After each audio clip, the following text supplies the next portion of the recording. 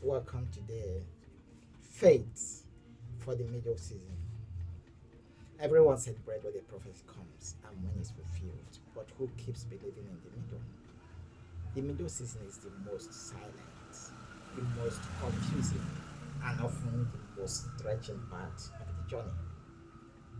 It is the place between what God said and what you can see.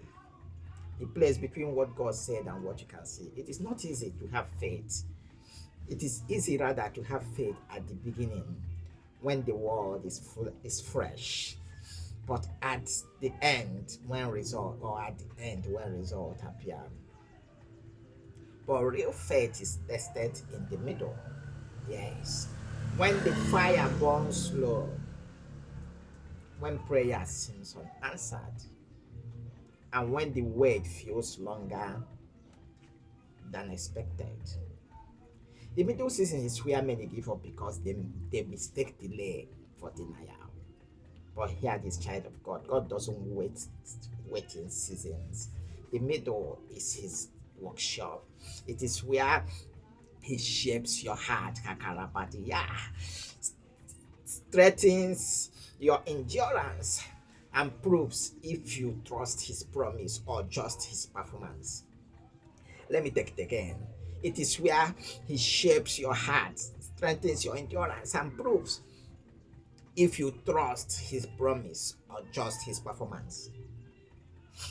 When Abraham waited for Isaac, years passed with no sign, yet scripture says he staggered not at the promise of God through unbelief. That's Romans chapter 4 verse 20. Faith for the middle means believing even when the womb looks like dead and the evidence says otherwise. The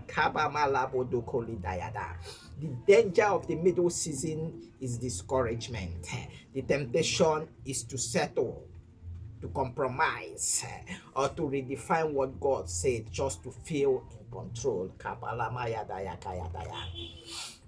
But the truth is, if you can trust him when nothing is happening, you have been prepared for everything that will. If you can trust him when nothing is happening, you have been prepared for everything that will happen. God's silence in the middle is not punishment. It's a proof that he is maturing your faith. Like Joseph in the prison or David in the wilderness. Your middle is the divine classroom where you learn to walk by faith, not by sight. So don't let your fire die in the middle. Stay up your faith again. Worship even when it doesn't make sense. Yes, declare what God said even when your surroundings contradict it. Remember, fulfillment is certain for those who don't faint. According to Galatians 6:9, let us be weary of well-doing, because in due season we will reap if we faint not. The middle may be hard, but it is also holy. Stay faithful, because that's where God is writing your testimony. Stay faithful, because that's where God is writing your testimony. That was the intro. We just ended the powerful journey on when God seems silent. And our next series is Faith for the Middle Season.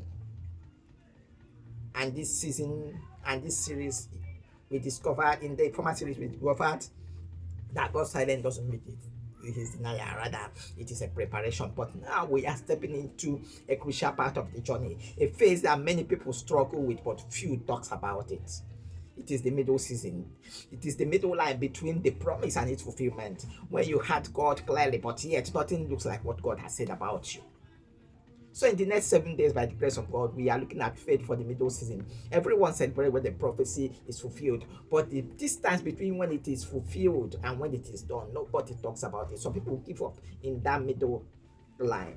I read from the book, and also I had it from Sunday school class, that the time when Isaiah prophesied that Christ is going to be born, and when it is born, it was about 555 years. That means in between this period, it must have been considered the first prophet. A lot of generations must have come and gone. We are talking about the middle season. The middle season is where dreams are tested, faith is refined, and character is built. It is the space where your patience is stretched and your